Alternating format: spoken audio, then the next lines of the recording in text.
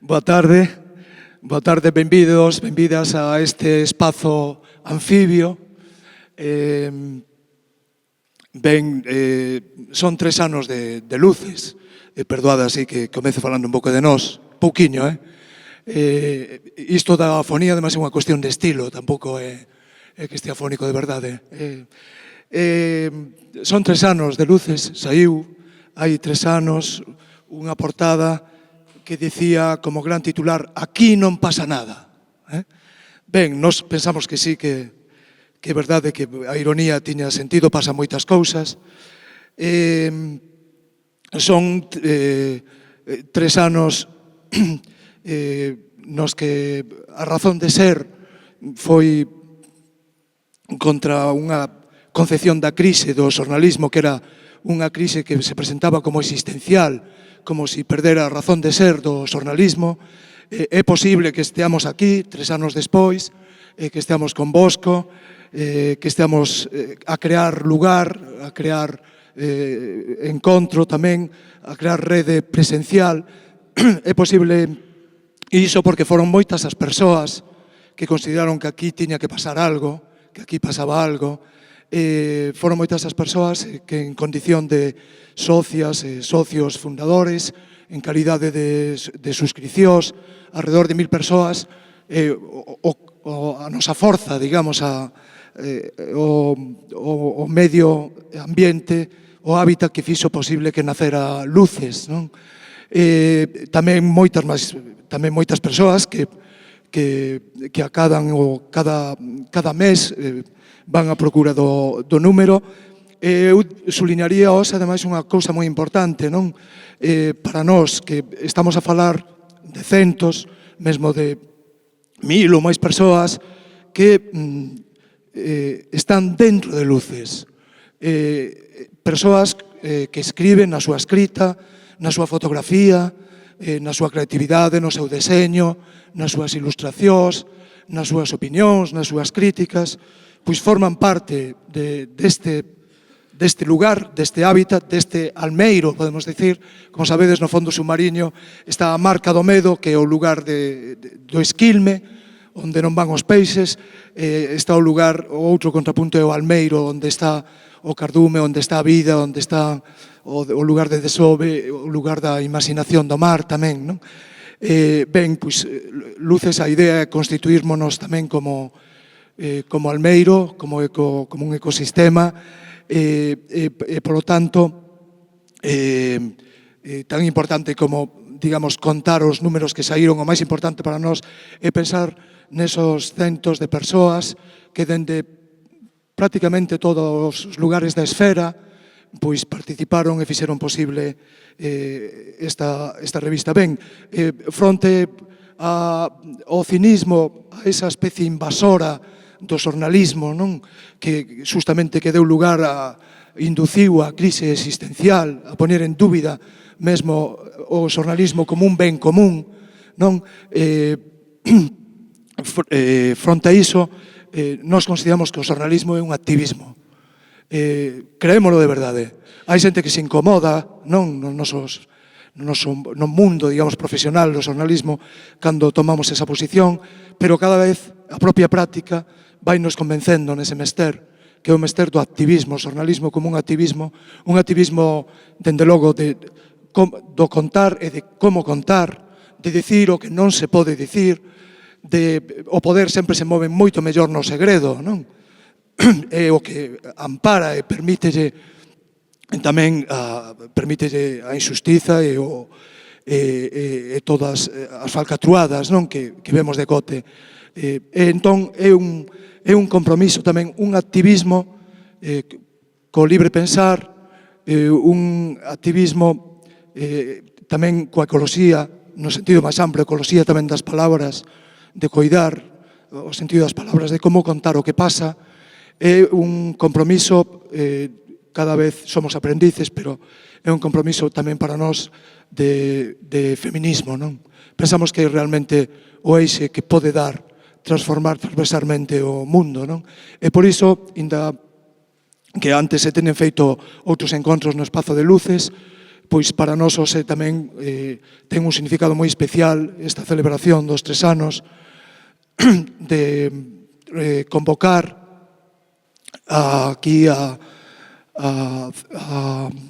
5 persoas, a 5 mulleres que representan moitísimas máis, dende logo, e moitísimos máis tamén, non? Pensamos que iso que o feminismo non é unha cousa para comezar, debería ser unha cousa tamén masculina, unha cousa dos homens, non?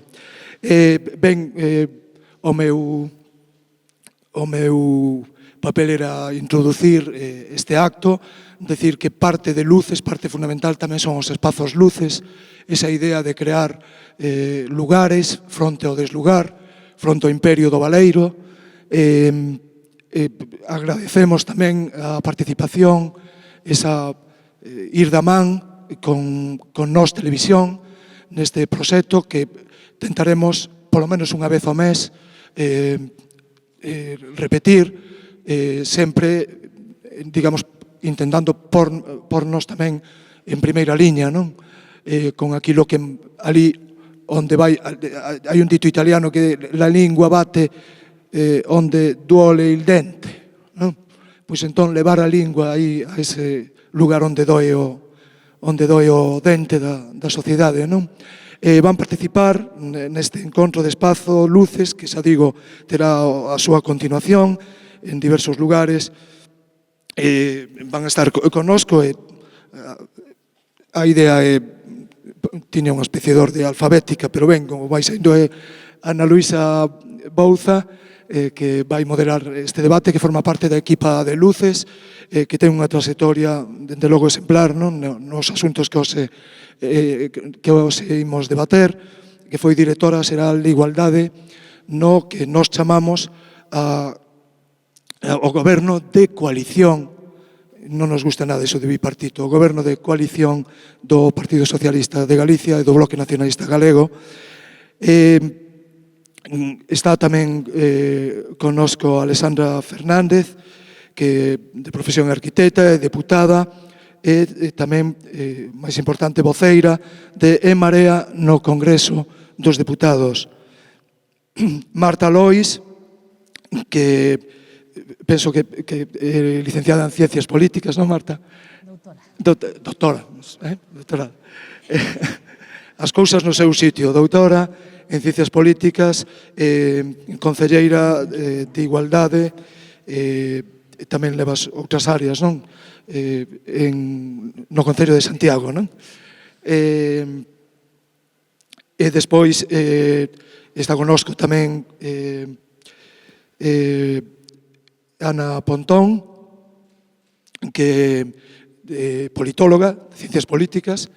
Aí xa non me topato así, licenciado. Ben, é voceira parlamentaria do Bloque Nacionalista Galego, pero tamén voceira da organización do Bloque Nacionalista Galego. Está tamén Carmela Silva, que agardo non errar, é licenciada en Dereito, tamén profesora de Educación Especial, non, Carmela? Primeira tenente de alcalde de Vigo, presidenta da Deputación de Pontevedra. De verdade, moitísimas grazas polo esforzo, e a ver se o calor entre todos conseguimos que este espazo anfibio teña unha temperatura así aceitada. Benvidas, moitas grazas.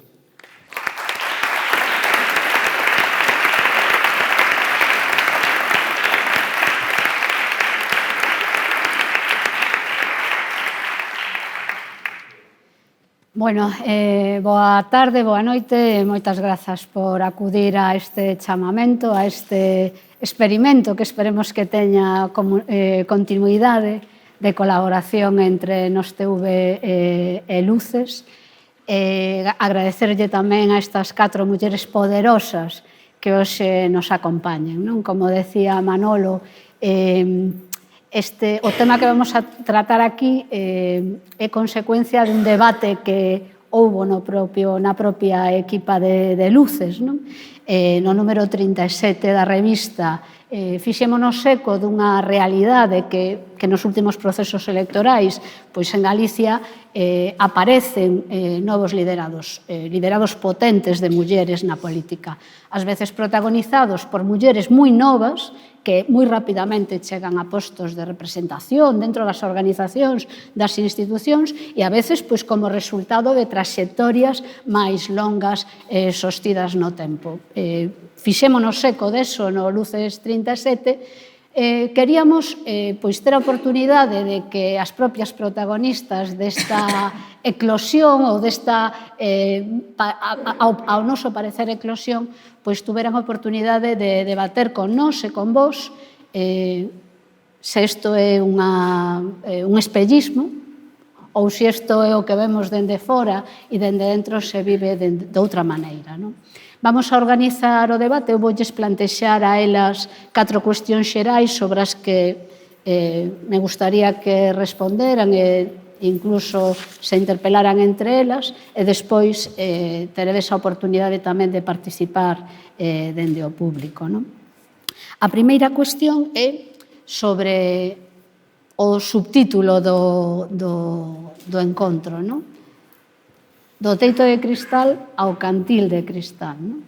A nos parecenos que estos novos liderados simulan ou nos fan creer que pode estar, polo menos na contorna galega, na política, rachando o tradicional teito de cristal que impide ás mulleres chegar a postos de poder real e as deixa en un lugar de máis ou menos poder subordinado ao dun varón ou ao duns varóns. E se eso sucede en circunstancias normales, pola propia dinámica, digamos, histórica do crecemento do poder das mulleres, ou sucede por unha casualidade, ou sucede, e aquí entra a teoría do cantil de cristal, porque as organizacións políticas buscan mulleres para resolver situacións, digamos, críticas, non sempre críticas de debacle, a veces críticas de crecemento, pero situacións conflictivas e que, por tanto, digamos, en termos coloquiais, o que non pode resolver un home o resolve unha muller. Entón, gustaríame que elas nos comentaran se elas teñen esa percepción que temos nós e como ven esa creba do teito de cristal na política galega. Pois non sei, pois Alexandra, por exemplo, empezas. Bueno, creo que mirando a cada unha de nós que estamos aquí, efectivamente creo que hai diferentes trayectorias e non permite establecer, digamos, un marco común de por que as mulleres teñen máis presencia agora mesmo no noso país na política. Eu creo que hai diferentes factores, que é múltiple e o que me fai tamén pensar nese espellismo, que probablemente tamén estemos nunha conxunción de casualidades e que non estemos tampouco nunha dinámica asentada que faga que se este favorecendo a participación das mulleres na política. Logo quería, nese concepto de teito de cristal, abrir un outro debate sobre o teito de cristal porque creo que non acaba de explicar de todo a presencia das mulleres ou a acción das mulleres na política, no sentido de que o teito de cristal é un concepto que se utiliza ou foi utilizado dentro do ámbito laboral para establecer ese teito que teñen as mulleres a hora de poder ascender a postos de máis poder, pero digamos que a política ten outro factor máis, que non é só a cuestión laboral. Digamos que se fixéramos a similitude co plano político, ese teito de cristal sería a presencia de mulleres en postos de liderazgo.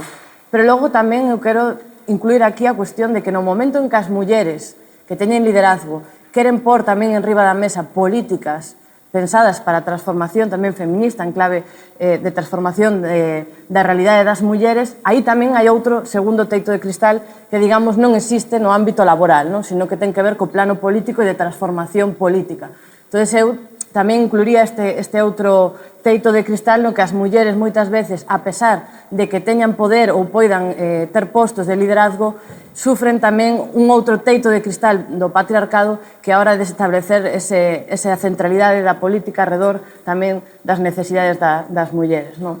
E que fan que moitas veces as mulleres se vexan obligadas a facer política a imaxe e semellanza de como a fixeron os homes que históricamente lideraron a política. Entón, creo que tamén temos que cambiar esa outra forma e que, ademais, que as mulleres creo que sufrimos tamén que estábamos comentando antes, que moitas veces as carreiras das mulleres na política son moito máis curtas.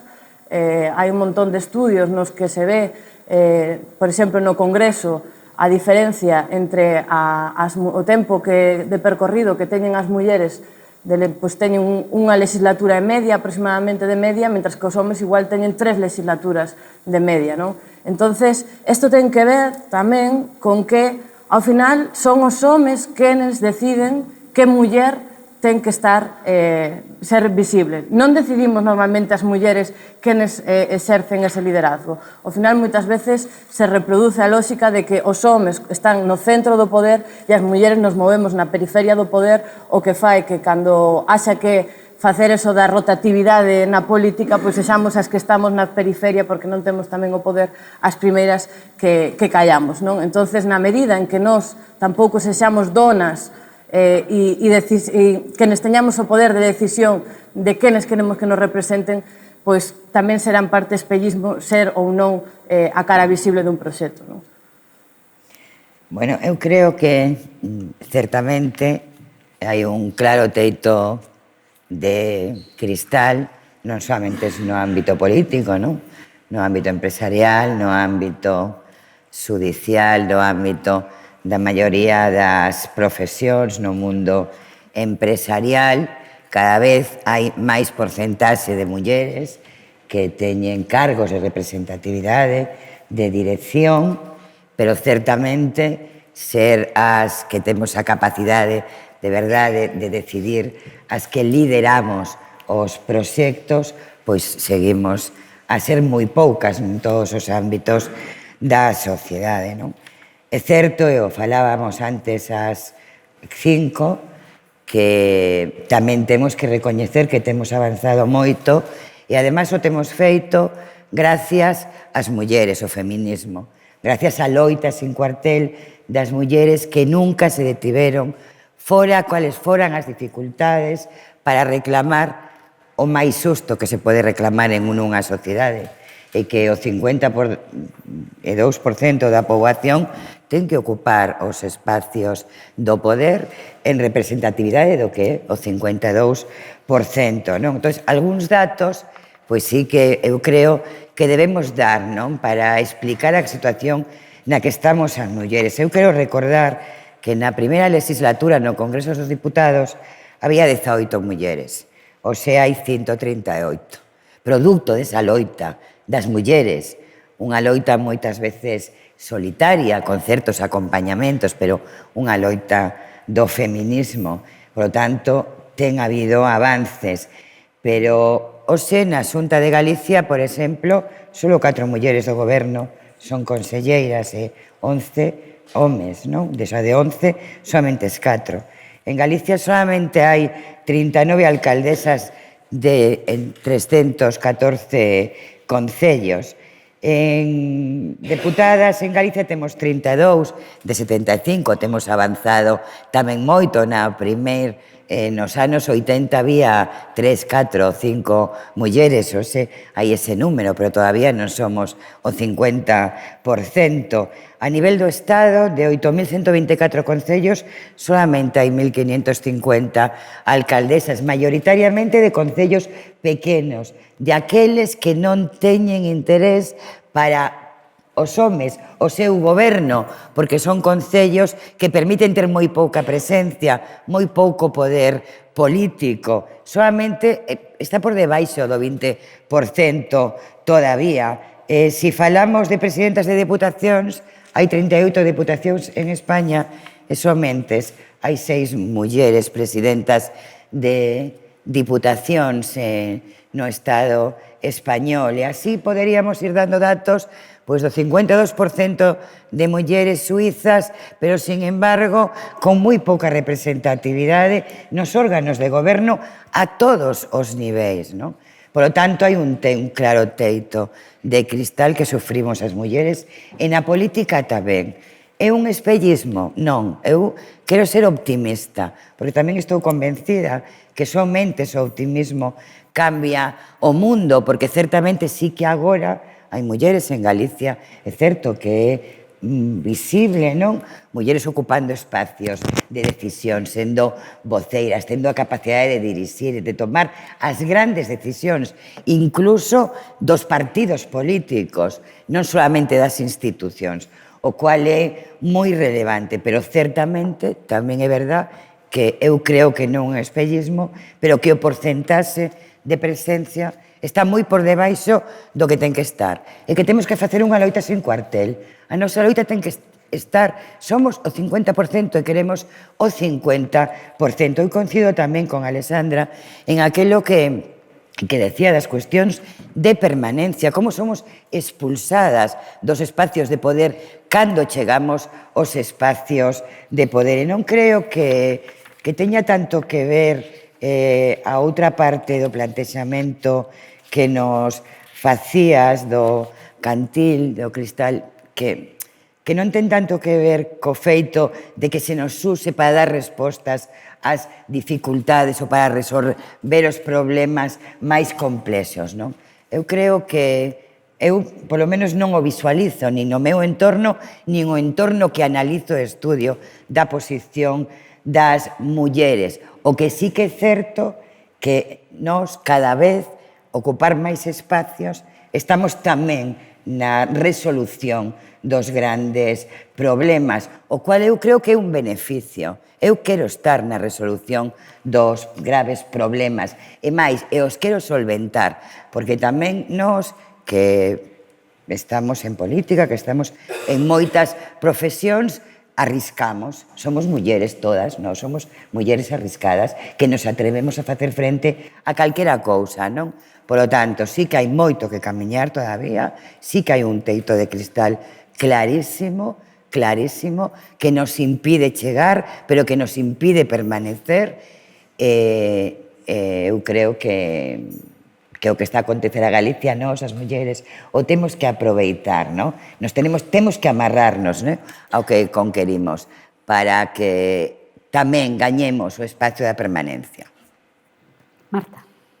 Ben, pois eu un pouco vou intentar tamén ser moi breve na parte na que concordo xa coas intervencións anteriores. Efectivamente, creo que todas as que estamos hoxe aquí nesta mesa de debate seguimos insistindo que ese teito de cristal todavía está presente e, polo tanto, as diferentes cifras en espacios de representación, as diferentes institucións así o avalan, non? Pois lembrar un pouco que na última legislatura do Parlamento Galego sí que se acadou xa a representación paritaria, falamos dun 45,8%, non en tanto no ámbito das concellerías, do ámbito municipal, falamos dunha representación máis baixa de mulleres con representación municipal, un 36%, e se falamos tamén da representación de alcaldesas, pois xa baixamos un salto sustantivo alrededor dun 11%.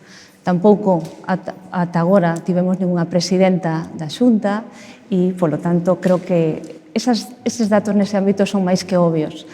Tamén non hai que esquecer que se imos a un ámbito tan relevante como o ámbito da Xustiza, o Tribunal Constitucional, tan só 5 mulleres do conxunto das 60 persoas que estiveron e representan o Tribunal Constitucional foron mulleres e só en unha ocasión estiveron 2 mulleres conxuntamente nese tribunal. Unha pregunta que lanzo ou me fago a mí mesma, nese contexto de un Tribunal Constitucional dominado ou controlado maioritariamente por homes, resulta lexítimo dirimir ou decidir a idoneidade ou carácter inconstitucional, por exemplo, da Lei de Saúde Sexual e Interrupción Voluntaria do Embarazo no 2010? Eu creo que non.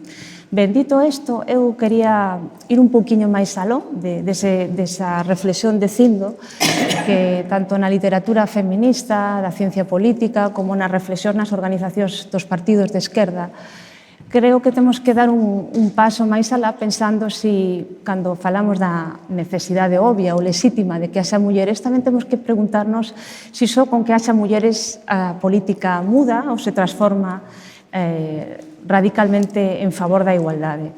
Hai artigos, estudos suficientes que indican que a pregunta relevante é máis mulleres ou máis feministas nas institucións. e se hai impactos diferentes.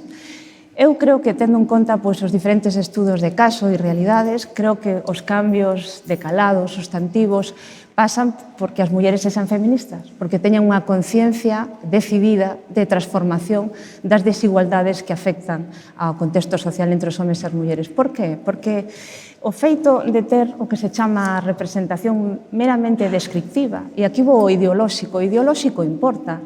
Temos unha importante relación de mulleres, por exemplo, do Partido Popular, que ocuparon postos de representación tanto no Congreso do Estado como no Parlamento, e as preguntas que se fan as feministas. E eu, por exemplo, dende a Organización de Compostela Aberta ou dende o ámbito xeral do que significa a igualdade, penso que en moitas cousas pois se cambiou pouco, ou hai unha certa tibieza ou continuidade, e creo que asumir ese compromiso, e tamén por parte dos homes feministas das organizacións, leva a que os impactos ou as transformacións desafíen o status quo existente. Por lo tanto, eu creo que deixo no debate que só coa presión e a acollida, digamos, do testigo de todo o debate que hai na rúa e do traballo de tantos anos dos movimentos feministas trasladados ás institucións, poderemos diseñar políticas a nivel autonómico, estatal ou local con vontade de cambio radical. Se non, estaremos congratulándonos de que hai moitas mulleres que son necesarias de xustiza, claro que sí, pero que despois vamos a ter que medir canto avanzamos. E ás veces non avanzamos en temas como do aborto, ou en temas de saúde sexual, ou en temas que teñen que ver coa emancipación das mulleres no espacio ou no ámbito dos coidados. Creo que hai grandes diferencias. E dicilo é necesario de cara a, bueno, pues un pouco a tratar de distinguir, non, un discurso xenérico sobre a importancia de estar ou de como estar. Creo que é importante estar e estar sendo feminista. Ben, pois moi boa noite. Eu primeiro moitas grazas tanto a Luces como a nós por organizar este debate e porque escolleran este tema como carta de presentación, porque o certo que non é habitual que os temas que teñen que ver como feminismo se poñan nun primeiro plano. Creo que é unha boa carta de presentación para este tipo de foros. Eu diría neste caso que as mulleres en xeral, en Galiza, no resto do Estado, nesta parte da humanidade na que nos tocou vivir, estamos entre ese teito de cristal e ese chan pegañento, porque a mí tamén me gusta falar desas mulleres traballadoras que teñen uns salarios moi baixos, mulleres que queren traballar ou non teñen oportunidades, que o fan na economía sumersida e que vemos que toda esa amalgama que existe no noso país, pois nunha parte moi importante ten rostro de muller. E no outro extremo está o teito de cristal, que non deixa de ser a representación tamén dunha certa élite, aínda que a mí non me guste ese concepto porque aplicado á política, porque non creo que nos sexamos unha élite, pero sí mulleres que acadaron unha maior capacidade para poder chegar a postos de dirección, ben no ámbito político, no ámbito profesional, e que vemos que o teito de cristal está blindado, non? Eu penso que nunca deberíamos, en todo caso, devaluar a nosa, digamos, os logros que se teñen producido.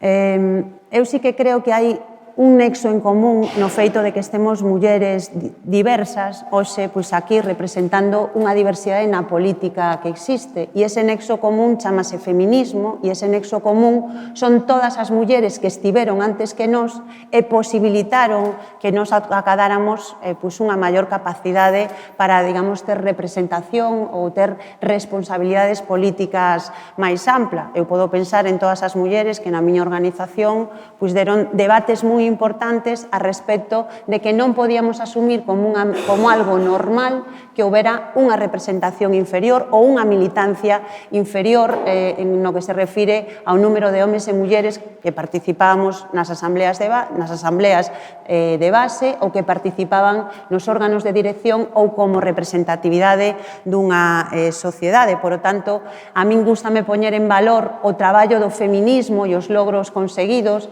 porque a veces parece que non é só que as mulleres non estemos na historia, sino que a historia do feminismo se oculta e hai unha loita que abriron as sufraxistas que permitiron que accedéramos ao dereito a voto, á educación, houve outras oleadas do feminismo que deron o debate sobre o que significaba os dereitos reproductivos, sobre o que significaba o dereito das mulleres a un salario e a ter acceso aos dereitos laborais. Por tanto, nós somos o froito dun traballo, dunha loita democrática moi intensa e que vai conseguindo avances absolutamente innecesarios, fráxiles en moitas ocasións, porque tamén a humanidade nos demostrou que pode haber regresións no que se refire aos dereitos, non? E non temos que ir fora do noso continente, podemos vivilo en carne propia con todo o debate que se produciu aquí sobre aborto. O teito de cristal existe, pero creo que é unha boa noticia que vaya habendo fendas e que esas fendas abran nova luz, porque máis alá de que eu sou unha muller que creo que na capacidade transformadora do feminismo e que o feminismo ten que asumirse por todas as organizacións como unha parte consustancial da súa ideoloxía. No BNG, pois tamén hai moitos anos xa que forma parte dos principios ideolóxicos que nos definen e como un ben necesario para o avance de toda a humanidade, pero penso que, alén diso, hai un elemento non democrático e igualitario que nós non podemos asumir unha sociedade que ao final este gobernada por homes. E eu nunca creo que os avances que se podan producir desde o punto de vista da representatividade das mulleres os teñamos que devaluar nin ver como unha amenaza para o propio movimento feminista. Mais alá de que eu en moitas ocasións, desde logo, non me vou identificar coas posicións que ten a dereita, nin moitas mulleres da dereita, que claramente no Estado español teñen ademais unhas posicións moi retrógradas en moitos ámbitos referidos á igualdade, mas tampouco esa é, digamos, o panorama que hai en toda a dereita europea en algúns temas nos que o feminismo tivo unha capacidade de penetración mellor. Sí que me parece que o feito de que haxa unha maior número de mulleres en todos os ámbitos responde a un criterio democrático básico que unha sociedade non pode excluir a metade por o simple feito de que teñen de que somos mulleres. Entón, creo que aí tamén hai unha reivindicación que a mí non me gusta de valorizar máis alá dun debate ideolóxico sobre o que significa o feminismo, a súa capacidade transformadora e o que eso supón de avance para toda a sociedade. Si que me parece que abriu un debate moi interesante Marta Lois, non? Que si é suficiente con que haxan mulleres, non, que cheguen aos sitios. Eu creo que é imprescindible que cheguen as mulleres. É imprescindible a todos os sitios, non? Vivimos nunha sociedade plural, con diferentes posicións ideolóxicas e a loita porque as mulleres ocupemos o 50% do espacio ten que ser clave. Eu non me cuestiono de ninguna forma. Pero sí que tamén coincido e que é certo, eu son feminista, me declaro feminista. Cando unha muller feminista chega a alcanzar cotas de poder, de capacidade de decidir, con ela chegan todas as mulleres, porque chegan as reivindicacións das mulleres, pero ademais tamén chega un modelo de sociedade diferente, porque para que alcanzáramos esa sociedade igualitaria, donde homes e mulleres estemos na mesma posición, significa que hai que cambiar, darlle a volta totalmente a esta sociedade, con todo o que significa eso, ¿no? Con todo o que significa de modelo educativo, con todo o que significa tamén de modelo económico, porque para que esa sociedade igualitaria tamén ten que cambiar o modelo económico, ten que cambiar a estructura do laboral do noso país e de Europa e do mundo, ten que cambiar para que se poida dar de verdade esa igualdade. Ten que cambiar tamén a forma na que nos educamos todos e tamén esa sociedade patriarcal ten que darse a volta porque conquerimos tamén e buscamos, non? En esa sociedade do feminismo buscamos sociedades onde somos as mulleres nos desarrollamos plenamente. E, polo tanto, é certo que é moi importante que cheguen mulleres feministas. Creo que é fundamental, porque son transformadoras, pero que cheguen todas as mulleres. Que o 50% do poder e da dirección sexan mulleres. Eu teño claro que ese debate non o podemos facer, non? Que sí, que eu coincido con Marta, pero que teñen que chegar. Eu quero mulleres dirixindo o IBEX, as empresas do IBEX 35, quero mulleres no Tribunal Constitucional, quero mulleres dirixindo as audiencias nacional, a Audiencia Nacional, as audiencias provinciais, etcétera, etcétera. E non todas son feministas, pero que estén. Concordo, podo Concordo con eso e era o punto de partida, pero bueno, eu creo que ás veces hai que sair con un pouco de compromiso tamén con que significa hacia onde queremos ir e onde estamos, como falábamos antes tamén de algúns dos retrocesos importantes, por pensar que quizáis avanzáramos máis do que realmente a veces estamos. Pero dito isto, outro aspecto que me preocupa e que eu creo que tamén é interesante sempre poñer sobre a mesa en relación ao número de mulleres que chegan e que están nas institucións, tamén ten que ver cos ámbitos aos que nos adicamos ou nos que nos asignan. Vale? Cando se fala tamén da segregación horizontal, falase precisamente que as mulleres acceden en maior medida que antes da Lei de Igualdade de 2007, pero se nos fixamos en moitas das composicións das áreas con responsabilidade masculina e femenina, pois hai un debate interno feminista interesante que di as áreas con maior peso político, que se está a redefinir tamén dentro do debate feminista, sigue estando ocupado por homes. E as áreas vinculadas á saúde, á educación, á cultura, ao benestar, á igualdade, por suposto, maioritariamente ubicadas ou representadas por mulleres. E se fala, polo tanto, de segregación horizontal. A día de hoxe, creo que podemos impugnar esa idea de que o núcleo duro da política pois esan os investimentos ao fomento ou a economía. Eu impugno eso e creo que dentro do feminismo está claro que poñer en valor o espacio tan importante como o ámbito dos cuidados, da saúde, da cultura e da educación, ese é o núcleo duro da construción de sociedades máis xustas. Pero eso non quere decir que o valor social real para o conxunto da cidadanía, para os medios de comunicación, en relación a un ministro de Economía frente a unha ministra de Cultura, pois normalmente no tratamento, na atención ou no xogo, digamos, do marco internacional é distinto. Entón, creo que tamén debemos atender que eso sigue estando presente, non? Que as mulleres están en espacios porque queren ou porque non los asignan, non? E creo que outra pregunta que creo que podíamos deixar no aire. Antes de falar dos impactos, que tamén me gustaría, quería que faláramos do acceso, non? Tense estudado moito as distintas dificultades, os distintos obstáculos para as mulleres acceder, non? As cargas familiares, a propia cultura das organizacións, os tempos, non? Que as organizacións, digamos, impoñen, non? Na política, incluso falase pois das prioridades das propias mulleres, do pouco interés que as mulleres teñen na política, e algunhas organizacións políticas tamén se teñen cuestionado, non? Sobre como atraer a máis mulleres á militancia, non? Que é a base para que logo haxa liderados femeninos. E por outra banda, para facilitar o acceso, xa dende hai anos, tanto nas propias organizacións como facíades vos referencia na lei, estableceronse medidas de acción positiva, non? Como vedes vos o escenario actual, tanto no tema das dificultades, dos obstáculos de acceso, como do efecto que tiveron, se foron positivas, negativas, as cuotas internas dos partidos e as distintas medidas legais? Bueno, creo que as cuotas foron fundamentais.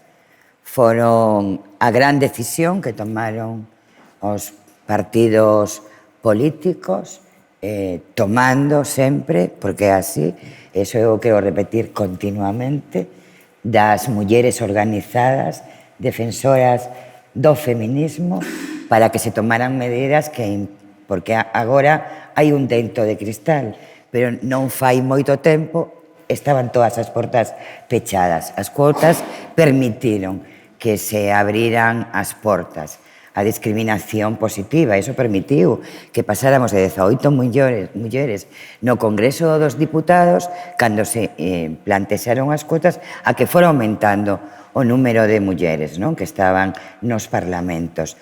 Se deu un paso máis hacia adiante, que foi a lei de igualdade que plantexaba o 60-40 e agora estamos no debate da paridade, non? De que temos que ter a representatividade que nos corresponde, somos a metade da sociedade. Eu creo que foi fundamental para permitir o acceso das mulleres, porque é certo que as sociedades coas estructuras patriarcais e tradicionais poñen todos os vetos para que se poda acceder. E o tens que facer a través de leyes que impoñan o modelo para que se poda acceder, non? Eu creo que foi moi importante.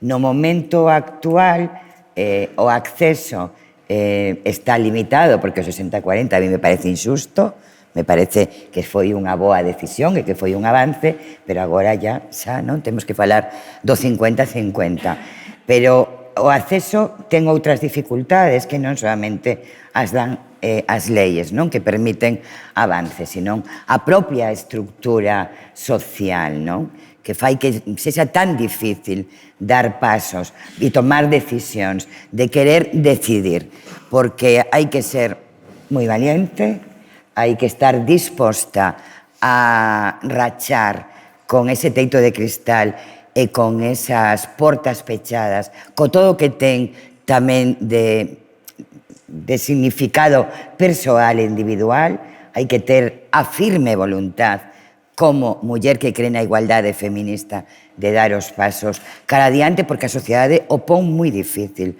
o acceso. Son tantas cuestións, unhas que son obxectivas e outras que son moi subliminais, que fan moi difícil o acceso. Non só están nas leyes, non? Eu creo que as leyes o facilitaron, pero que hai que facer cambios transformadores que permitan que todo ese peso que levamos as mulleres en riba e que moitas veces dificulta que demos o paso. Eu non creo que as mulleres non se queran adicar a política ou non queran ser dirixentes de empresas ou non queran ser secretarias xerais de sindicatos, que tampouco hai mulleres secretarias xerais ou de organización máis, pero tampouco moitas. Eu non creo que non queran, non? Senón que hai moitos problemas de acceso que crea a propia sociedade que nos dificulta, non? Alexandra. Bueno, é un pouco na liña que decía antes, non? Esas primeiras 18 mulleres que houbo no Congreso duraron un tempo moi similar ao dos homes. Eran menos mulleres, pero como estaban vinculadas tamén ao poder orgánico, esas mulleres que chegaban ata aí duraban o mesmo tempo que os homes. Entón, vou o mesmo que decía antes. Efectivamente, esta serie de medidas para que haxa igualdade nas listas e sexan paritarias ten que ver tamén con que as mulleres logo se constitúen nesa periferia do poder. Quero dicir, as que chegaban antes chegaban moito máis vinculadas e como suxeitos e axentes decisivos, mentras que agora moitas veces se nos sigue poñendo un pouco as marxes da decisión. Entón, o que se está reproducindo é a mesma lógica do binomio home-suxeito, muller-oxeto dentro da política, non? Onde as mulleres se nos oxetualiza dentro da política. E iso vémolo tamén, por exemplo, eu dende a miña experiencia persoal, como moitas veces o feito tamén de ser nova, por exemplo, ou de poder asociarte a un canon máis entendible de muller obxeto, non se me explico, no que ti non és, por exemplo, físicamente como se eres nova, se eres non sei que, todo eso fai que tú te encuadres dentro da muller obxeto e non da muller suxeito, e que se te impoña esa mirada sobre ti mesma, non? Entón, tamén moitas veces é difícil sair dai porque se establece a política, sigue reproducindo ese binomio, suxeito-xeto. E mentras non sexamos capaces de establecer mecanismos que rompan eso, que as mulleres sexamos, que nos decidamos sobre nós, sobre quen lidera ou quen non, que non nos coloquen, porque realmente, ao final, os partidos políticos moitas veces, aínda que haxa mulleres visibles, siguen sendo os homes que nos deciden si permiten que esa muller sexa visible ou non. Entón, eu creo que agora sí que é certo que en canto as organizacións políticas teñan máis capacidade de abrir máis elementos democráticos internos, permite tamén que haxa máis mulleres participando na política, cando non se decide nunha mesa entre 10 persoas, senón que se decide nunha organización máis amplia, facilita que as mulleres participemos na política.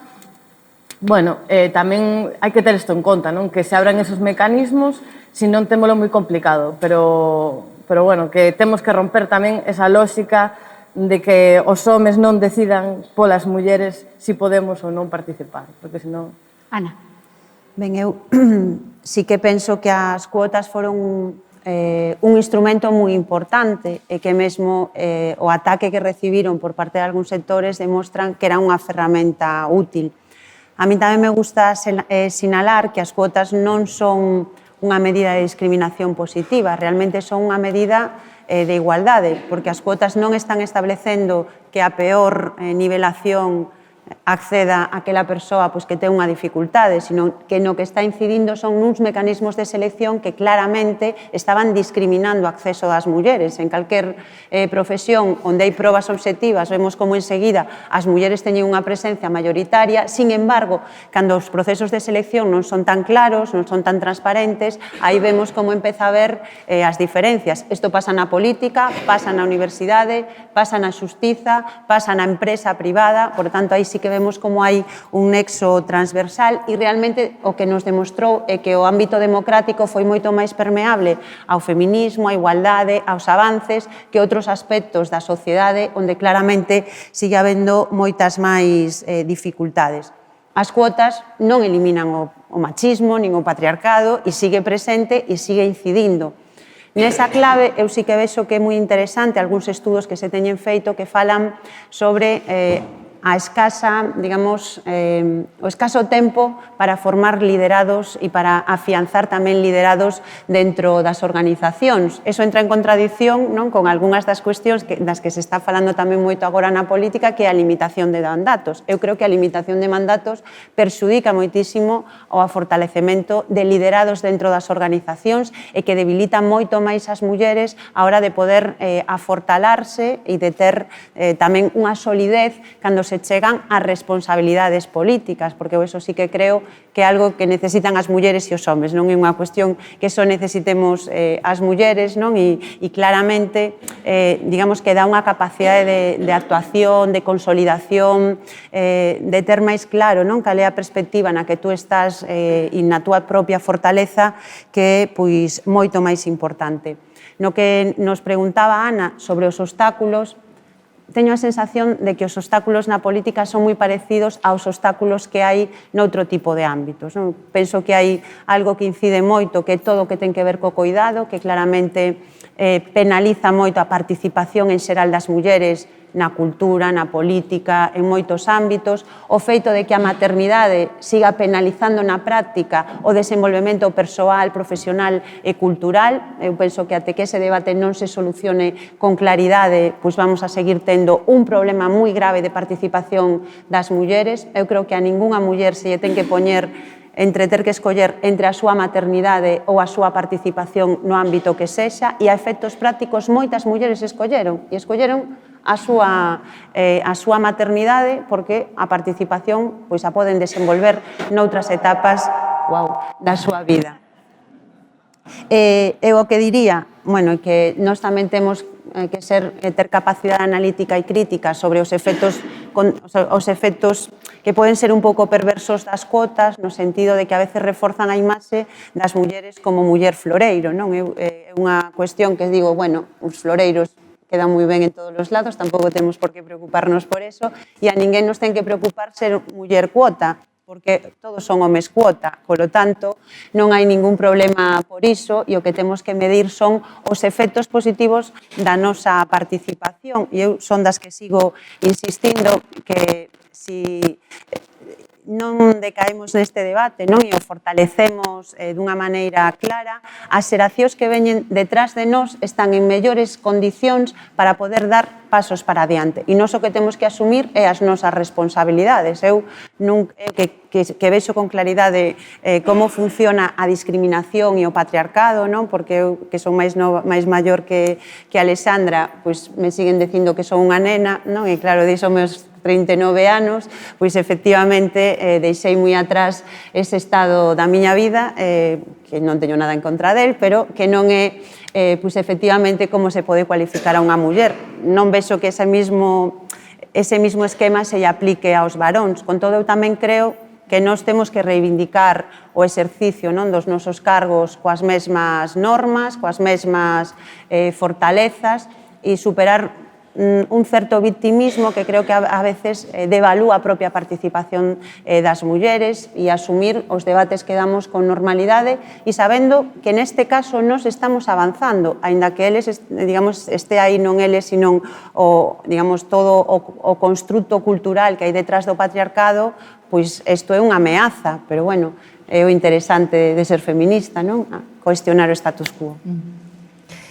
Bueno, un poquinho tamén abondando nas coincidencias, as cotas, eu creo que é un debate xa dado, non? E creo que é un debate dado e eu entendo que amortizado, porque penso que a ninguén se lle escapa que sen cuotas estaríamos en unha situación de representación moito peor, e ademais en aqueles países onde se implantaron as cuotas e chegado un momento se retiraron, pois se observou que se volveron a perder mulleres no ámbito da representación política. Por lo tanto, as cotas como ferramenta é un instrumento facilitador e garantista desa paridade. Dito isto, tamén quero apuntar brevemente que a partir da lei de 2007, aínda que moitas formacións políticas e organizacións xa tiñan cuotas internas, incluso algunhas organizacións, o caso de Compostela Aberta tamén, o BNG tamén, Marea, de elaboración de listas cremalleira, a lei de 2007 para a configuración desas listas paritarias leva ao mandato de que se configuren en tramos de 5 en 5. Entón, hai que ver como funcionan as organizacións e as resistencias a incorporación das mulleres. Nese estudo que se fai normalmente da configuración das listas por parte dos partidos cando se concorren as eleccións, con carácter casi xeral hai unha estrategia partidista que leva a que os postos de saída maioritariamente sigan estando ocupados por homes. E ademais se entende a paridade 40-60 nunca quiso decir o xénero femenino 40, o xénero masculino 60, pero por defecto a interpretación da lei no marco, sobre todo o inicio dos partidos, levaba sempre a optimizar a lei de cara a que a representación das mulleres fose a mínima imprescindible que a lei obriga, non? Entón, eso, ao final, nos leva ao tema do poder, non? Este debate feminista exixe unha reconfiguración das relacións de poder e que os homes que en este momento teñen un acceso ao espacio público maior teñen que ceder espacio no marco de empoderar as mulleres, non? E conecto para brevemente isto con algo que decía Ana sobre, bueno, efectivamente esta lectura tan estereotipada de que as mulleres sempre son novas ou que chegaron onte e que non teñen longas trayectorias ou que realmente, se pensamos nunha persoa como Ana en varón, a ninguén preguntaría ou diría que é novo, e menos dende o período da transición ata aquí, cando si vemos os perfis das élites políticas masculinas, pois moitos deses homes con postos altos eran novos, non? Entre comillas. Hai unha percepción sesgada dos liderados. Hai unha estadística da Comisión Europea de mediados do ano 2000 que bueno, pois me gustaría compartir con vos aquí. A media dos 25 países da Unión Europea consideran sobre a pregunta son mellores líderes os homes ou as mulleres, pois o 30% considera que os homes son mellores líderes. No caso do Estado español, falamos dun 22% de media que considera. Bueno, isto habería que probablemente tamén remarcar que a ideoloxía importa, os homes e mulleres, os homes en maior medida que as mulleres consideran que os homes son mellores líderes, os homes de dereitas consideran en maior medida que os de esquerdas, pero hai un dato que ten que ver coa cultura política, que aínda que mudou moito nos últimos anos, o cambio da como orientas en termos de valores a percepción sobre as persoas, sobre as políticas e os políticos, muda moi lentamente. E, por lo tanto, que haxa un 30 e pico % nos países europeos que consideren aínda a mediados do ano 2000 que os homes son mellores líderes que as mulleres, significa que hai un déficit democrático moi importante respecto á capacidade, valía que temos as mulleres para ocupar en igualdade de condicións esos postos, non? Entón, deixo aí tamén esa reflexión de cultura política, do social, cales son os nosos, bueno, pois, presuicios ou valores que de maneira a veces inconsciente afecta que as nosas críticas respecto á actuación das mulleres tamén no espacio profesional e económico ou no espacio social sexa diferente. E agora sí, aos impactos. Estos novos liderados ou esta maior presencia feminina, nos últimos tempos escoitamos falar da necesidade da feminización da política, e me gustaría que tamén fixerades unha reflexión sobre os impactos de máis mulleres en postos de responsabilidade na política. Impacto refírome tanto a capacidade de incluir temas na axenda, a capacidade de establecer novas olladas ou olladas diferentes sobre os temas clásicos da axenda, tamén sobre un novo tono, unha nova forma de relacionarse nos debates, nas relacións entre partidos e un pouco en cousas que xa tamén fixechedes vos referencia no cambio de estereotipos, no cambio de estereotipos do que significa ocupar o poder e do cambio de estereotipos sobre o que poden e non poden ser ou facer as mulleres no presente e de cara ao futuro como exemplo das novas generacións. Marta, por exemplo. A ver, eu creo que impactos nos últimos anos hai impactos relevantes, non? A construción da xenda política na medida en que hai máis mulleres no espacio público xenera que temas vinculados especialmente ao cuidado, á saúde, a aspectos vinculados ás políticas de benestar teñan maior relevancia do que probablemente tiñan antes. Antes se me esqueceu de decir, pero creo que conecta con esa pregunta que formulas, Ana, que os obstáculos de todas esas mulleres que lles costa acceder ao espacio político ou público teñen que ver coa maternidade, do que falou dun proxecto reproductivo ou familiar ou de cuidado de persoas tamén enfermas ou maiores, porque non solamente é proxecto de maternidade, é da sociedade, do mundo da vida, que maioritariamente se ocupan ou nos ocupamos as mulleres en diferentes espacios e atendendo a clase social tamén, porque iso tamén é relevante dicilo. Eso son barreiras invisibles nos tempos, na capacidade de ter para poder adicarte á política ou para poder chegar. Igual é que temos que cambiar a política, os seus horarios, a súa forma de funcionar, non insistir solamente en que cheguemos, estemos e transformemos sin remarcar cales son os horarios desexables da política para unha sociedade feminista. E eu creo que os horarios que temos son demenciais. Só podo dicir que se tes o compromiso de manter a túa vida persoal, a túa vida de responsabilidade e de cuidado con persoas familiares maiores ou enfermas ou fillos e fillas, o espacio da política sigue sendo incompatible con todo ese mundo da vida que é o que sostén o resto e que sigue sendo algo que na xenda está empezando a aparecer, sobre todo por ese debate importante feminista, pero que todavía creo que nos falta máis para estar. E vai a vir da man das mulleres nas organizacións, sobre todo dos partidos de esquerda e con conciencia feminista. Ana.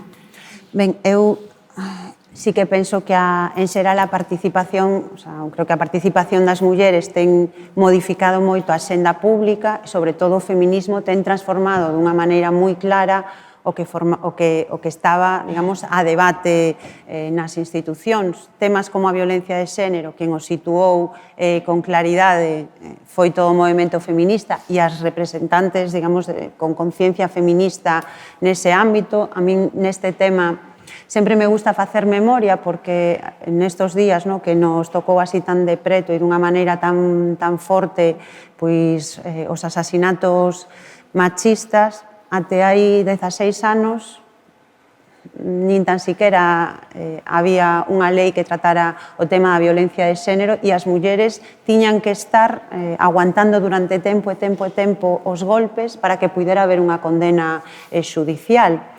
o que se ten feito até o momento é insuficiente, eu estou convencidísima deso e que hai que ter valentía para revisalo, pero tamén temos que saber que os avances que se produciron teñen detrás un traballo moi intenso.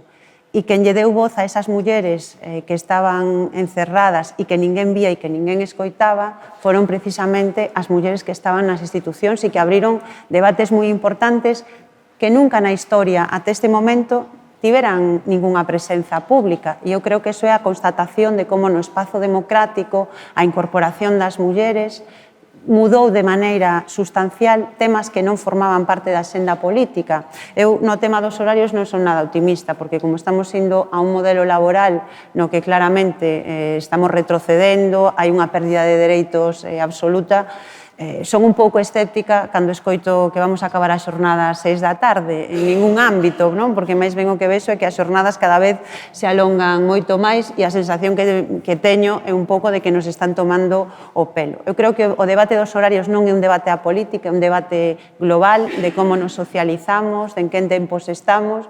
A veces non conseguimos nin nas institucións que haxa unha certa racionalidade, onde sería máis fácil, e eu vexo que logo no mundo empresarial e laboral, vamos, eso é ahora mismo unha utopía para moitísimas persoas que están traballando horas e horas e que non o dan feito. E despois, para min, hai un impacto que é moi positivo e que é a ruptura do estereotipo e crear novos modelos nos que as mozas e as nenas que veñen detrás de nós teñan outro tipo de referencias. Para min, eso, durante a campaña electoral das galegas foi unha das cousas que me facía pensar na miña cabeza, todo o que estamos facendo ten sentido cando de repente te topabas con nenas que te coñecían, que te quedabas así un pouco alucinada e que lles facía moitísima ilusión que houbera unha muller que fora candidata. E eu nese momento pensaba, que importante para o reforzamento da autoestima, de cal é o seu horizonte vital, que vexan que esas referencias existen, sexas ou non presidenta. Quero decir que aí, para min, hai un cambio transformador per se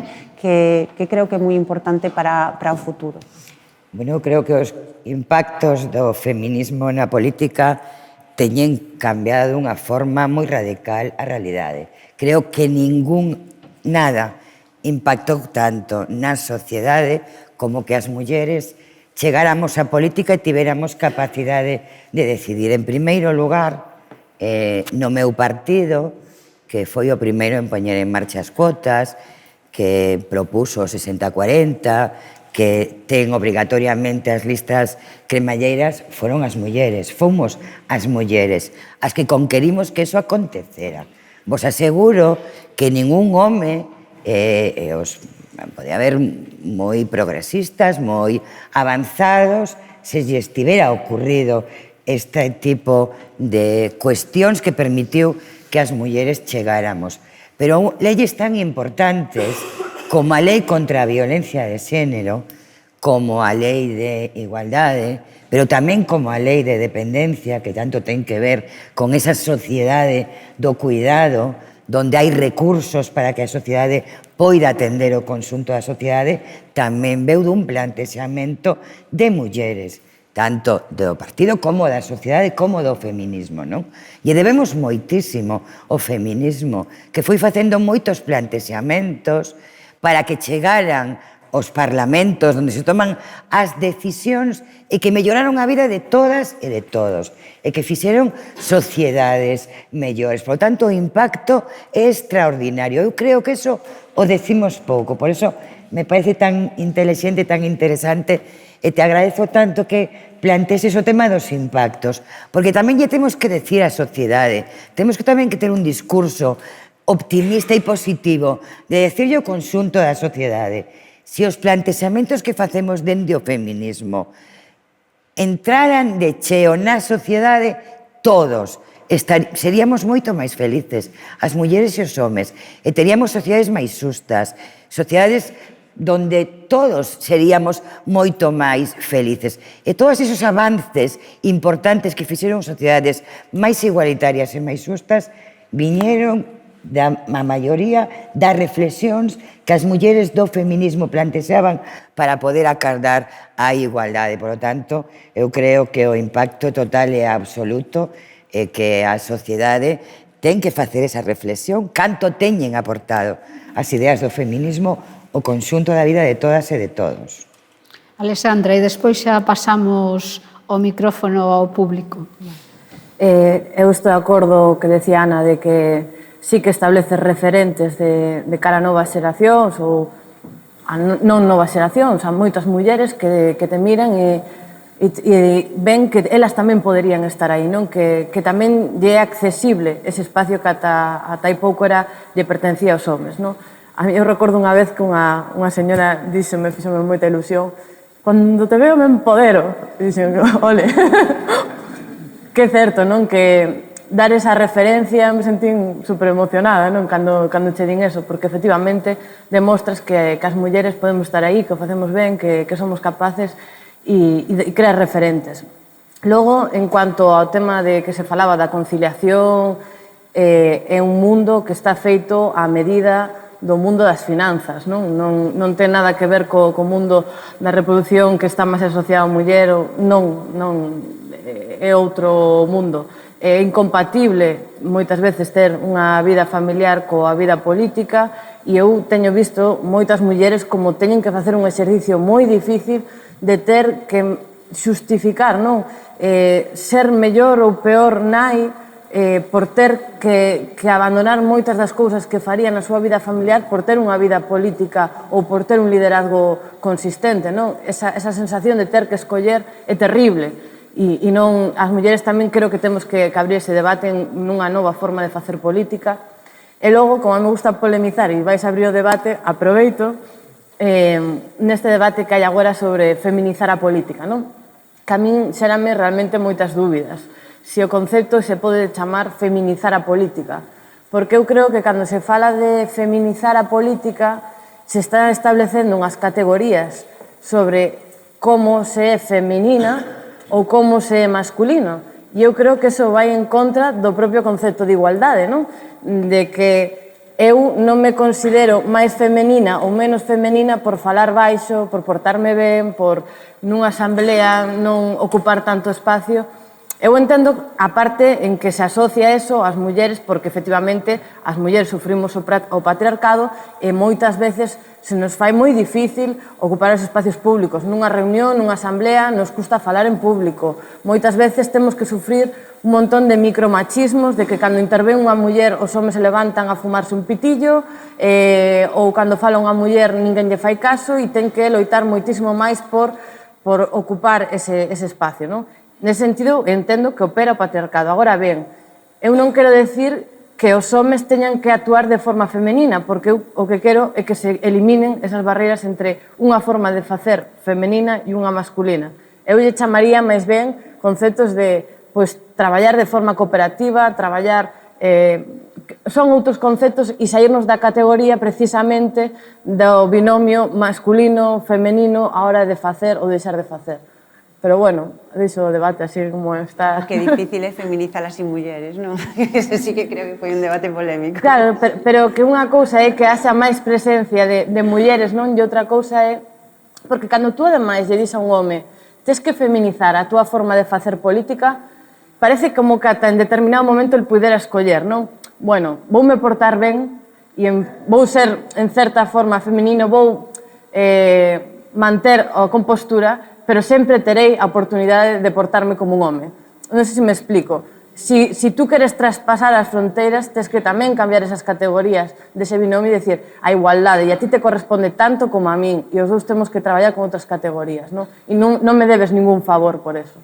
Non, está claro, aparte que é certo, non hai un tipo único de muller como non hai ningún tipo único de home, só faltaría, non?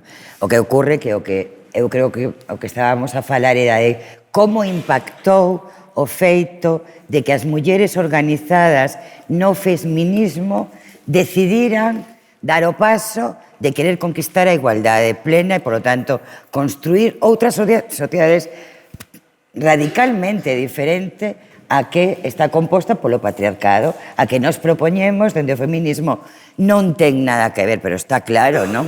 Está claro que non hai un modelo tampouco de política única. Eu, por exemplo, pois, sou unha muller apasionada que non teño ningún temor a enfrentarme abiertamente con pasión cando é necesario. É certo que non sempre, eu coincido totalmente contigo, porque temos sempre que falar baixiño, ser sempre moderadas, non?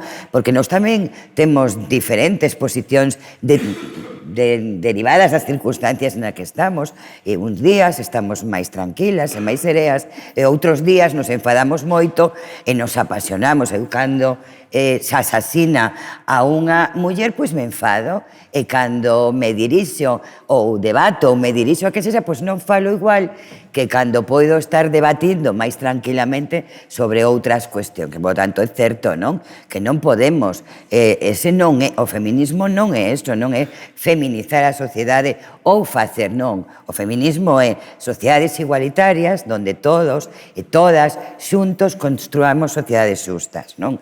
Eu creo que esos son os impactos, non, do que falábamos. Como impactamos nós para cambiar eso? Eu creo que o feminismo e as mulleres temos aportado moitísimo ao menos ese debate de construir unha sociedade nova, non? Pois imos ver o que nos pregunta o público. Hola. Hola. Hola, sí, escoitaseme? Bueno, en primeiro lugar, quero dar as grazas ás 4 ou ás 5, tamén a organización, polas vosas palabras. Eu teño un pequeno comentario inicial e despois... Vale, teño un pequeno comentario inicial e despois dúas preguntas. O comentario inicial é que, bueno, estou moi de acordo co que dixo Alexandra. Eu tamén penso que non se debe falar de feminizar a política, porque o feminino e o masculino precisamente son dúas categorías que establece o patriarcado, e o feminismo que debe de facer é superar esas categorías, non? Bueno, unha vez dito isto, quero comezar a miña primeira pregunta con algo que ten que ver co acceso á política. Falouse de que o acceso ten que ver con ter tempo, ter espazo para compatibilizar, non, a vida privada coa esfera, digamos, máis pública ou máis política. Parece que todo o mundo ten moi claro iso, pero, sen embargo, para min o problema non está tanto aí, senón en que moitas veces cando as mulleres queren acceder ou queren escoller participar, moitas veces non escollen porque non se sinten cómodas nesa esfera, digamos, máis pública. Ese non sentirse cómoda ten máis que ver, para min, para o meu entender, cun discurso logofalocéntrico que é exactamente o mesmo que invisibilizou a historia das mulleres en todos os ámbitos, na cultura, na política e en todas as esferas, non? Entón, aquilo que non se nomea non existe.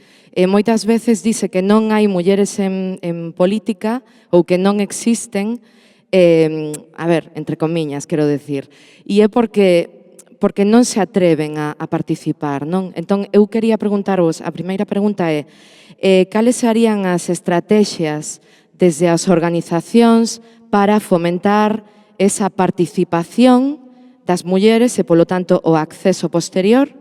Vale. E a miña segunda pregunta ten que ver co teito de cristal, precisamente co segundo teito de cristal do que falaba Alexandra, que non é só chegar aí, senón que unha vez que chegas aí, en moitas ocasións temos que facer mímese, non? Ou actuar ou participar de feito que se espera que actuemos ou participemos, non? Por parte dos homes. Entón, eu quero preguntar, bueno, e logo, unha vez neste segundo teito de cristal está o que decía Marta, que para min é moi acertado, non só estar, senón como estar, non? Como participar, se con conciencia feminista. Eu quero preguntarvos se tivestes algunha vez autocensura directamente antes de propoñer algo ou intentar participar cun discurso feminista e non directamente porque vos lo dixeran a vos, senón que xa sabedes de antemán que iso non vai ser aceptado. Ben, eu, primeiro, sobre a cuestión de feminizar a política, que a mí me parece interesante ese debate, eu realmente creo que detrás dese termo non hai unha reivindicación do rol tradicional femenino, clásico, sino un cuestionamento precisamente dun modelo patriarcal que é o que se impón e ao mesmo tempo a reivindicación de presenza das mulleres. Eu por eso decía que o que sí que non se pode feminizar a política sen mulleres, non? Porque creo que iso é absurdo e que precisamente nese debate o que hai é o cuestionamento dun rol, non? E dunha maneira de exercer mayoritaria onde claramente hai que incorporar novos saberes, novas actitudes, novas maneiras e novas sensibilidades, que penso que o que representa o feminismo e unha alternativa realmente transformadora. Logo, estrategias para a participación, eu primeiro creo que as cotas son unha estrategia de participación igualitaria e que claramente forzan as organizacións a ter que darlle máis cabida e máis espazo ás mulleres dentro dese propio espazo. E despois están a cuestión relacionada, eu creo que co propio empoderamento das mulleres e co traballo que hai que facer interno en cada un desos espazos organizativos.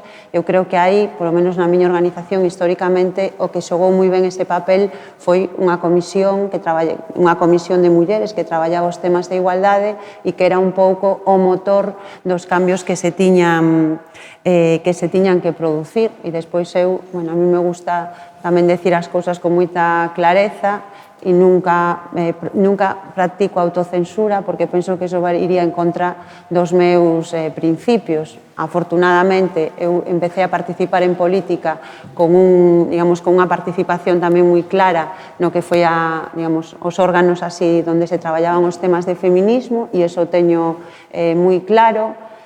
E hai que tamén dar pasos logo nesa dirección. Pois as cuotas foi un debate complexo na organización do BNG no seu momento, pero saiu adiante e eu síntome tamén orgullosa, por exemplo, de que nestas dúas últimas legislaturas no Parlamento galego a nosa organización tuvo máis mulleres que homes de partida dentro do grupo parlamentario, e hoxe somos máis dun 60% de mulleres frente a un 40% de homes. Creo que iso é un paso adiante que se consolida en dúas legislaturas, ou tivemos tamén no Congreso dos Deputados un grupo que estaba integrado por dúas deputadas. Penso que iso non é o habitual e, como decía antes, responde a un traballo, a unha práctica, a unha conciencia e a carreira o traballo de moitas mulleres que tuveron que demostrar tamén dentro da organización a súa valía, a súa capacidade e que tuveron ese impulso por parte de todo o mundo.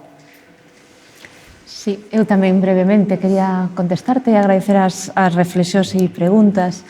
En relación á primeira, concordo con Ana. Cando se fala da expresión feminizar a política, eu creo que non tiña motivación falar de un regreso, un retorno a un modelo tradicional, feminización nese sentido, pero ollo con dúas contradicións que eu detecto ás veces en esa declaración de intencións, feminizar a política, pero con mulleres, porque si hai unha hipermasculinización dos liderados políticos en determinadas organizacións e se fala de feminizar, pois dende unha mirada máis feminista, pois costa encaixar esa reivindicación, onde faltan tal vez mulleres con capacidade de colocar na xenda ou de facer discursos que cheguen ao conxunto da organización.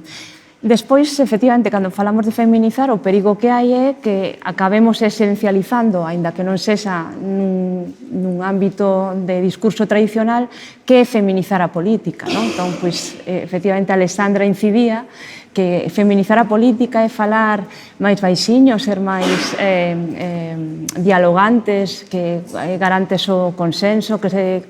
Aí tamén hai uns tópicos, e uns esencialismos que poden ser, en un certo sentido, a veces, creo que pouco recomendables, porque as mulleres tamén somos mulleres bravas, reivindicativas, que se poden, en un momento dado, dicir, esta negociación ten isto. Pero, bueno, un pouco como que o debate ten moitas aristas. Feminizar significa, para min, fundamentalmente esa presencia, acceso e implicación directa de máis mulleres na política.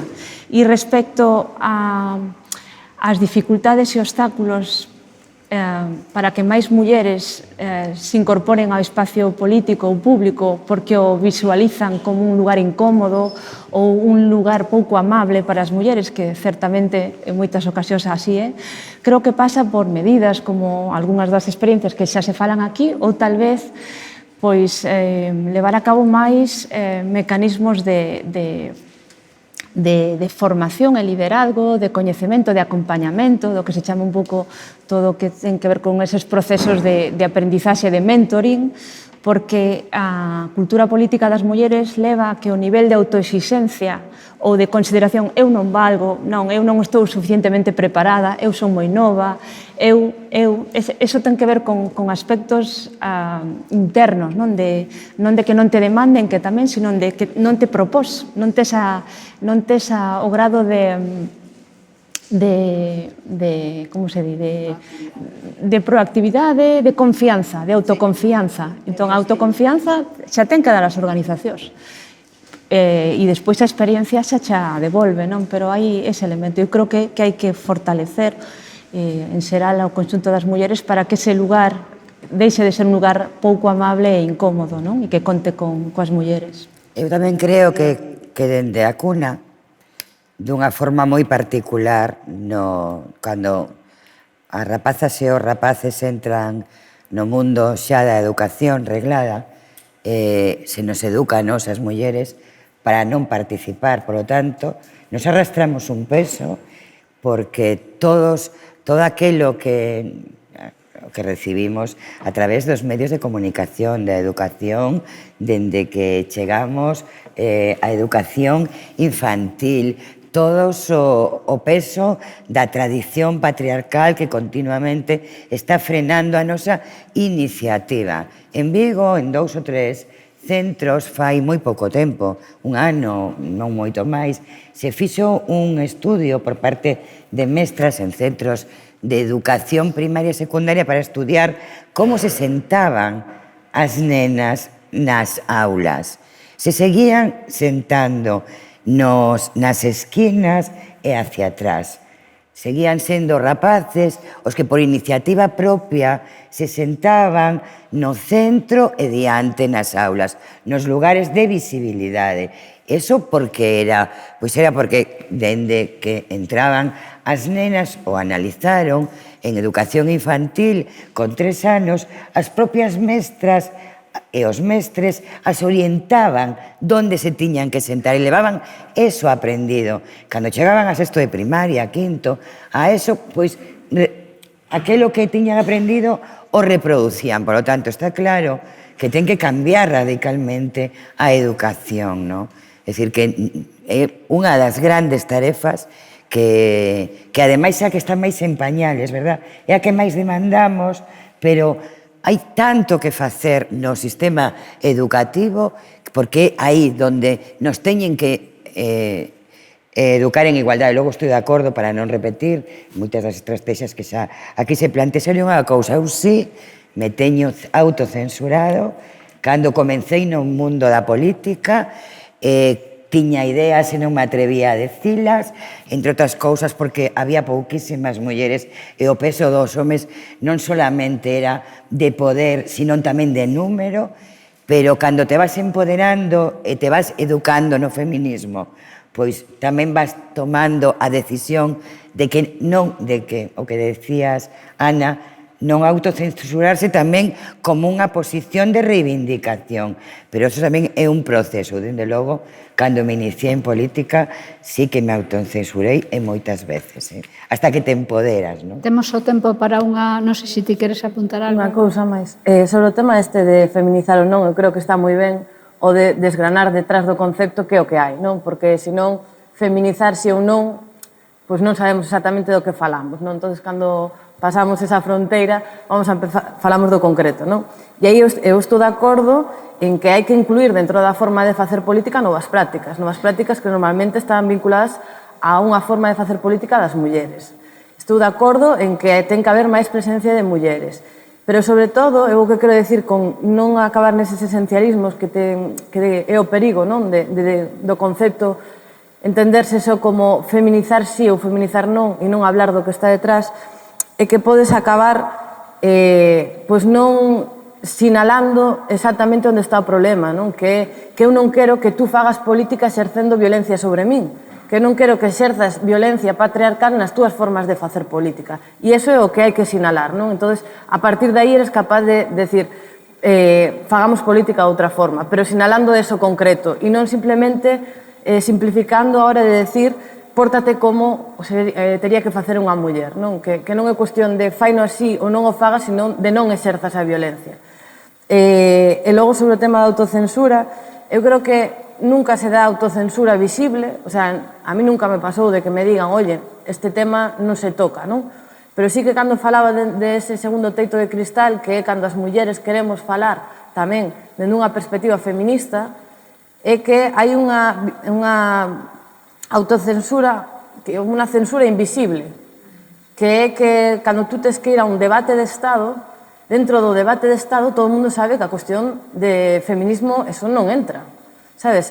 Como que hai unha serie de regras de xogo implícitas nas que parece que tú non te podes mover dese campo, non? Entón, tamén nos moitas veces temos que facer exercicio de romper fronteiras, sabes? Non é tanto unha autocensura que alguén che diga este tema non, sino de que moitas veces pois, vivimos dentro do patriarcado e temos que facer sempre estar atentas, non? E facer reflexión de como podemos seguir pasando fronteiras.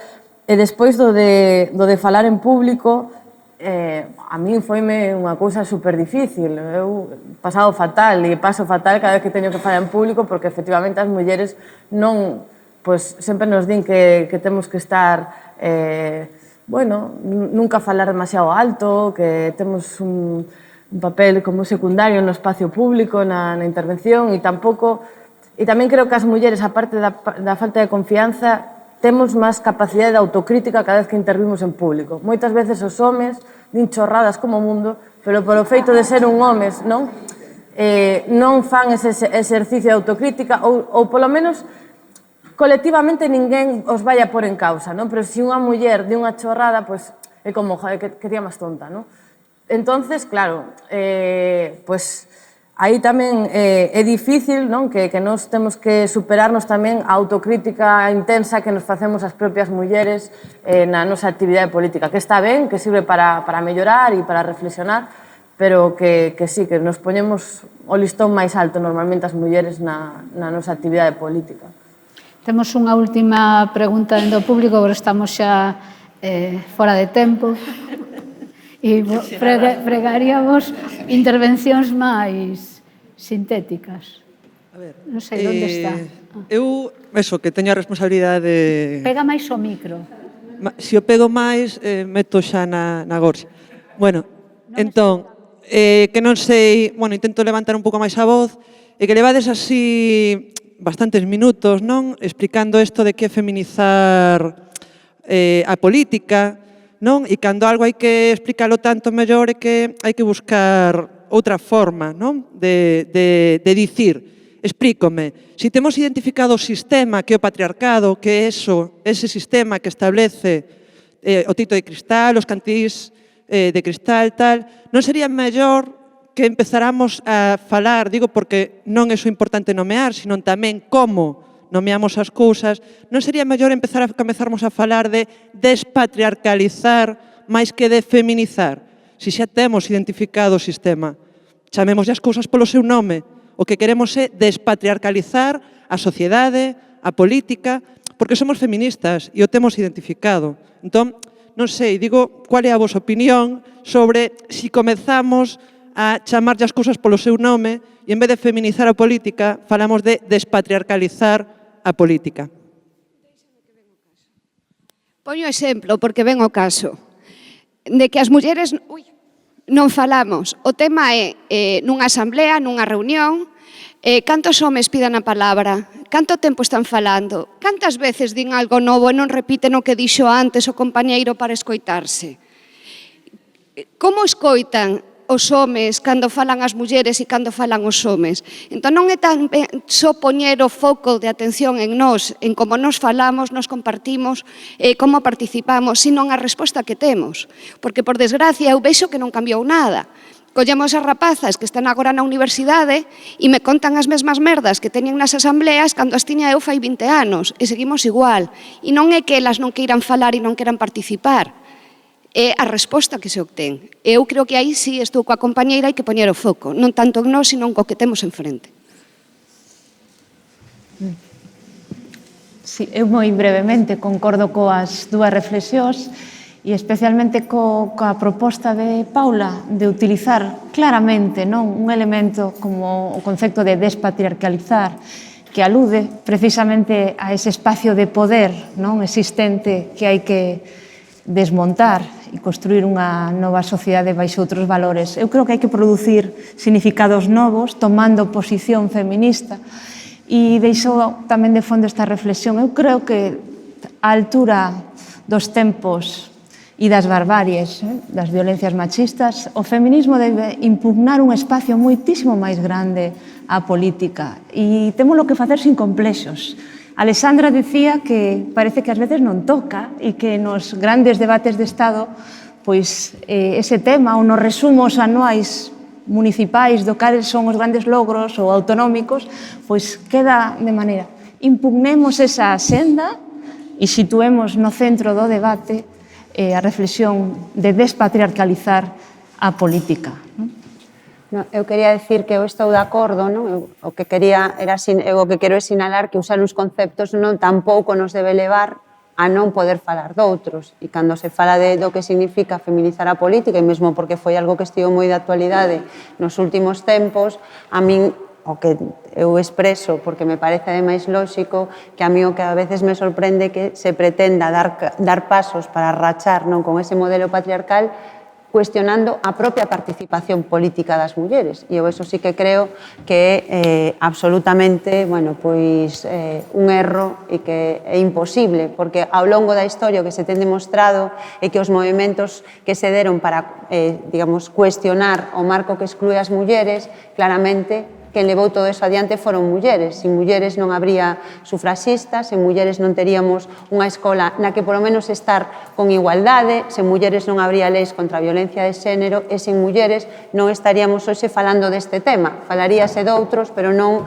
desde logo, de que pasa co patriarcado, que pasa co feminismo, que está pasando na política. Eu teño a experiencia un pouco a inversa da que conta aquí Alexandra, porque máis ben a sensación que teño é que a nosa presenza no espacio e nos debates obliga a que en algúns momentos apareza na senda política a igualdade. Nos acabamos de ter en Galiza un debate sobre o estado de investidura, que é o debate un dos máis importantes do ano, onde efectivamente o presidente cometeu o atrevemento de non dedicarlle ni un minuto nin ás políticas contra a violencia de xénero, nin a loita contra a igualdade.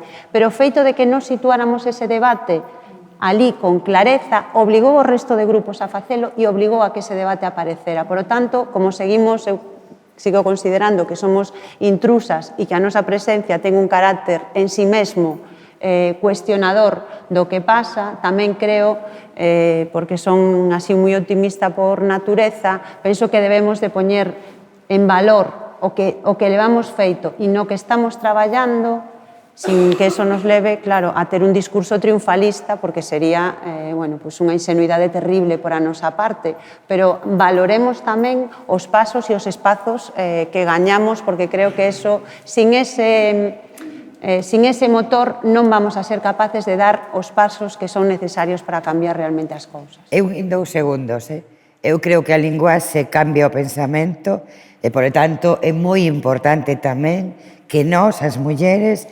nomeemos o noso pensamento para transformar a sociedade tamén coas palabras que nos consideremos adecuadas. Por tanto, eu tamén estou de acordo, non? De que moitas veces nos adquirimos a linguaxe que está no entorno e que tamén non é gratuito o seu uso de linguaxe, non? Por lo tanto, eu creo que sí, non? Que utilizar palabras como despatriarcalizar tamén ten relevancia porque cambia os pensamentos e sitúa con claridade que é co que queremos rachar para crear algo novo, non? Nada, estou de acordo co termo, al tope co termo. Era eso que quería explicar antes e se resume nesa palabra, creo, non? Era máis que... Bueno, pois non temos tempo para máis intervencións. Agradecer ao público a presencia, a volas 4 dende logo que nos dedicarades esta tarde e vémonos no próximo Espazo Luces. Moitas gracias.